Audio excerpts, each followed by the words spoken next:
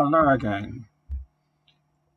Today we're going to continue readings from the book What is Man?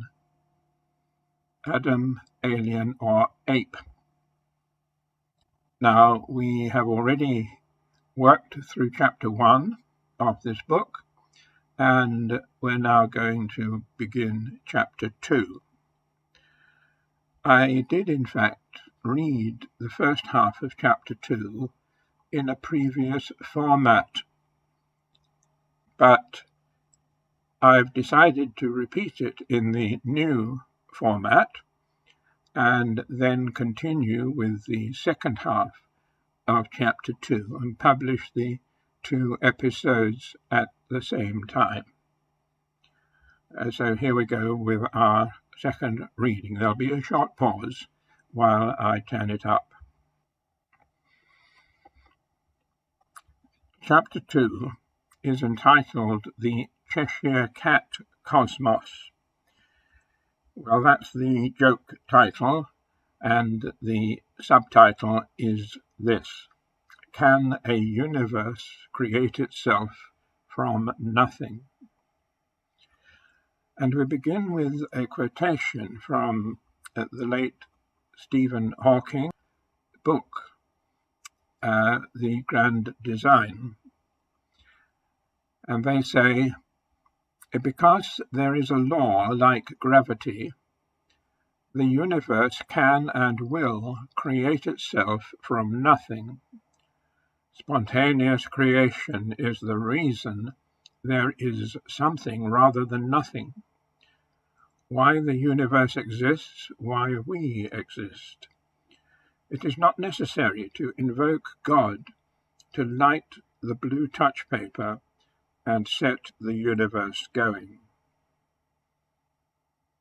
Well, of course, Hawking and Mlodinov are atheists, and so they wouldn't believe in creation by God. But now we continue with the chapter.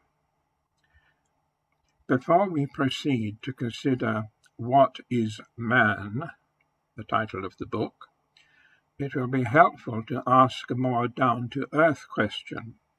Where is man?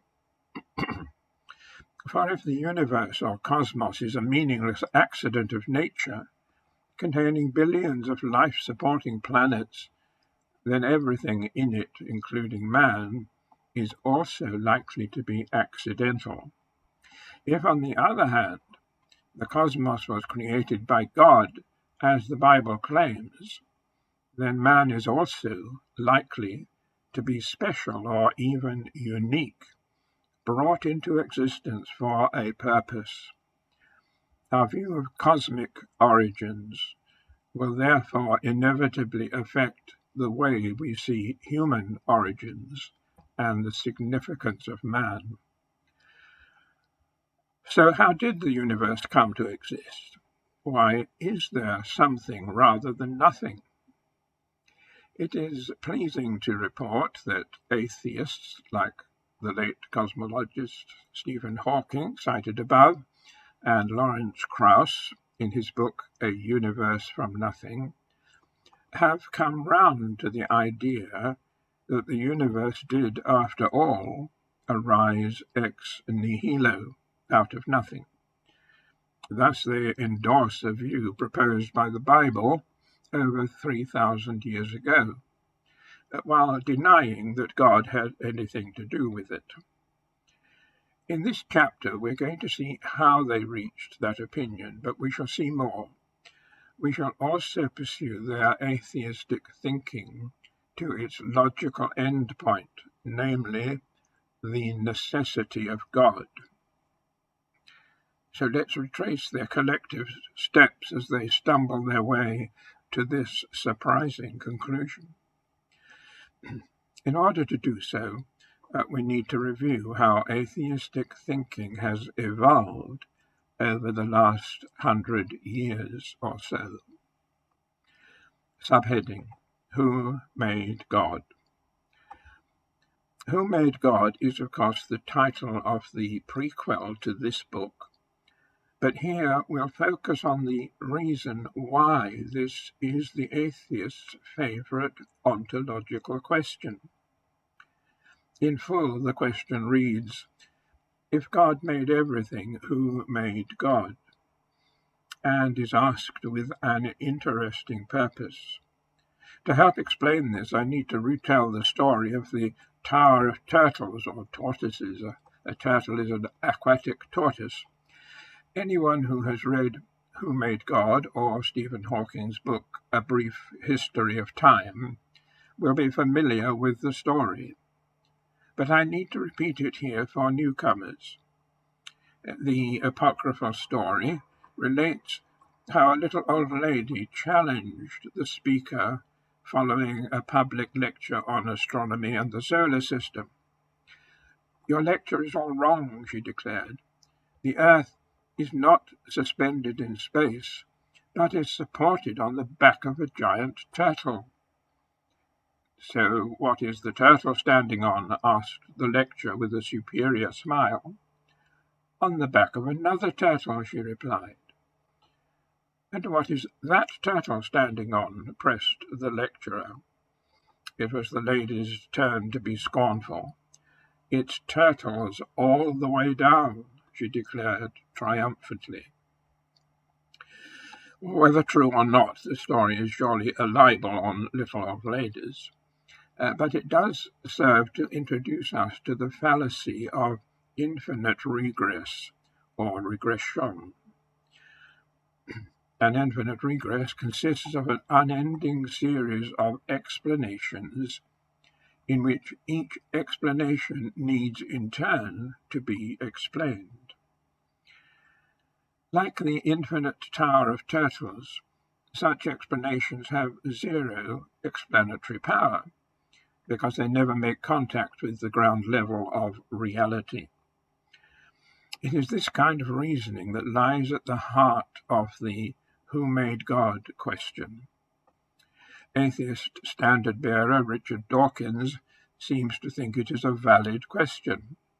He writes, a God capable of continuously monitoring and controlling the status of every particle in the universe cannot be simple. His existence is going to need a mammoth explanation in its own right. Close quote. Thus he argues that if God exists, he is so complex that he must have evolved from or been created by some simpler pre-existing entity. And anyone foolish enough to concede his point is then obliged to explain where the pre-theistic entity came from, so launching irretrievably down the slippery slope of an infinite regress. But of course, an intelligent atheist knows exactly how a theist will answer his question. No one made God, because God is the uncreated ground of all existence. So why do atheists persist with it? They have a good reason for doing so. What they really want to establish is that by ascribing cosmic creation to God, theists have already committed themselves to an infinite regress without realizing it. Never mind the second turtle, God is the first turtle. Let's spell it out. We all agree that the universe exists, but, say the atheists, those who claim it was created by God are replacing a real, visible, and tangible cosmos by an invisible, immaterial, and implausible spirit as the fundamental existential reality. And that, they maintain, makes no more sense than saying that the Earth hasn't dropped out of the Milky Way because it is supported by a turtle. The ball is surely in the theist's court. Well, yes, but it is returnable. The argument so far leaves atheists with a dilemma of their own, namely an inexplicable universe. Firstly, any attempt to explain the origin of the universe in physical terms risks the danger of an infinite regress of material causes.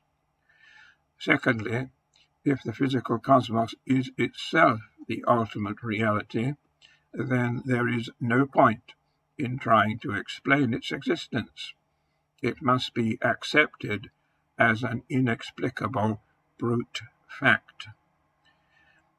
Keith Parsons, professor of philosophy at the University of Houston, put the matter clearly in a discussion with Ed Feser, associate professor of philosophy at Pasadena City College, California.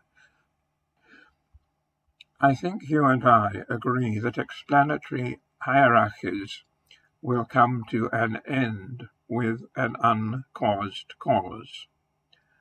Something that has no causal antecedents and is the original, fundamental, or primordial reality that possesses a set of distinctive properties which constitute the ultimate terms of every explanatory regress. I see no reason why that ultimate reality cannot be the original, fundamental, or primordial and brutally factual physical reality. Where is the incoherence? A brute fact would be a state of affairs that just is, with no cause or explanation of its existence or nature. Most older atheists, like British philosopher Bertrand Russell, also embraced this worldview. To them, the cosmos was the only accessible reality and must be taken as given. It would be delusional to seek to explain how it came to be. To quote the Stanford Encyclopedia of Philosophy, Bertrand Russell denies that the universe needs an explanation. It just is. Russell, following Hume, contends that since we derive the concept of cause from our observation of particular things, we cannot ask about the cause of something like the universe, a cause that we cannot experience. The universe is just there, and that's all. The German philosopher Friedrich Nietzsche held a quirky version of the brute fact universe, in which the cosmos recurs endlessly over infinite time and space, so that all configurations that have previously existed on this earth must yet meet again. This concept included a kind of personal reincarnation. He goes on, quotation, and thus it will happen one day that a man will be born again just like me, only that it is hoped that the head of this man may contain a little less foolishness, close quote. Although Nietzsche's theory strikes us as bizarre today, it lives on in those modern cosmological models in which the universe cycles endlessly between phases of expansion and contraction, and also in certain far-out multiverse hypotheses, in which copies of ourselves exist in a myriad of parallel universes. We'll meet the multiverse later. I should add that for various technical reasons, cyclic universe theories are currently out of fashion. Until scientists began to appreciate the implications of Einstein's general theory of relativity, published in 1915, the scientific consensus, even among theists, was that the universe was the eternal backcloth to our existence, an unchanging stage on which the drama of life and history was played out. In fact, Einstein himself was troubled that his equations did not at first describe a static universe, but only one that was either expanding or contracting. Believing that the fault lay in his theory, he therefore inserted a fudge factor, which he called the cosmological constant, and which had the effect of allowing a static universe to exist. When 20 years later the cosmos was found to be expanding after all, he described the fudge as his, quotes, biggest blunder, close quotes. Read the full story in Chapter 7 of Who Made God. Subheading: Whatever happened to the brute fact universe? As we saw in the previous section, some philosophers still cling to the brute fact universe, but the great majority of scientists have moved on. There are two reasons for the near demise of this attempt to circumvent the need to explain the origin of the cosmos. Firstly, it never did sit well with the incurable curiosity of the human mind. Tell scientists not to bother their heads about origins, and they will redouble their efforts to find out where everything came from. A child's first sortie into philosophy is, "Mummy, where did I come from?"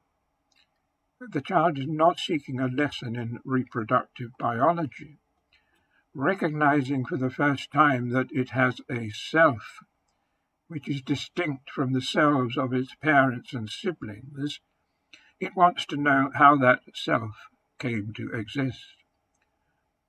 The curiosity only grows as we develop from childhood to maturity and extends to every aspect of the world around us. Furthermore, it is this curiosity that drives the scientific enterprise. Why, for example, do we spend billions of dollars building atom-smashing machines like the Large Hadron Collider at Geneva, or radio telescopes seeking to tune into alien versions of family favorites? Curiosity may be fatal to felines. Curiosity killed the cat, but it is the lifeblood of pure science.